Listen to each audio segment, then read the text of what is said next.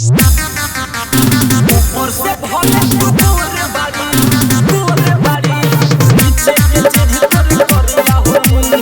Music by Mukesh Singh, mix by Sonu Sawariya. नीचे के चीज तोरी करिया होई। मेकअप लगावेलू रूप चमकावेलू, मेकअप लगावेलू रूप चमकावेलू, मानिल दिल तोरे दरिया होई, दरिया होई, दरिया होई। ऊपर से भले तू गोरे बाड़ी बाकी नीचे के चीज तोरे करिया होई। ऊपर से भले तू गोरे बाड़ी बाकी नीचे के चीज तोरे करिया होई।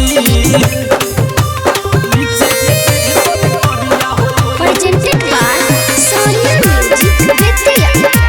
नीचे के चीज तोरे करिया होई। हाँ हाँ बारू जवान तले बताए पूछी, धली जवानी तक केहू न पूछी, धली जवानी तक केहू न पूछी। बारू जवान तले बताए पूछी, धली जवानी तक केहू न पूछी, धली जवानी तक केहू न पूछी। मेकअप उतर जाई शोभे, मेकअप उतर जाई शोभे, लागे कि राती अन्हरिया होई, अन्हरिया होई, अन्हरिया होई। अरे छौड़ी ऊपर से भले तू गोरे बाड़ी बाकी नीचे के चीज तोरे करिया होई। ऊपर से भले तू गोरे बाड़ी बाकी नीचे के चीज तोरे करिया होई।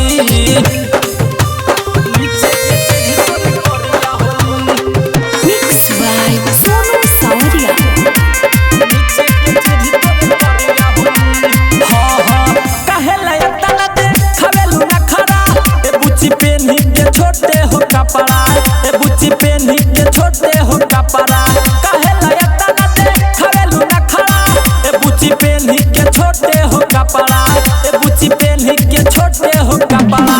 धोनी धोनंदे राइटर चंदन के, धोनी धोनंदे राइटर चंदन के, ए बुच्ची बुरा नजरिया होई, नजरिया होई, नजरिया होई, नजरिया होई। ऊपर से भले तू गोरे बाड़ी बाकी नीचे के चीज तोरे करिया होई।